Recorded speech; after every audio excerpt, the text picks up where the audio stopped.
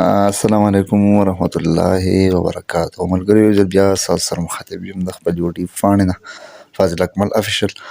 ملګرو تاسو به وینئ دا ګبلین دی او د ورکوټو مچو دی.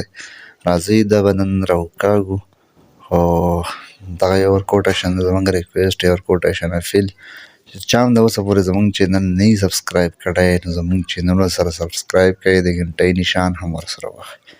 راځو ګبین سایډ ته چې ګبین به په څه طریقه موږ راوباسو. په دې باندې چې کوم مکې دي مچۍ دي هغه ترې ناستې وي اوسېدلي دي نو ویستې انشاءالله اسان دي، دومره ګران نه دي. راځو به د دې طریقه به موږ تاسو ته ښایو چې دا موږ په څه طریقه باندې راوباسو.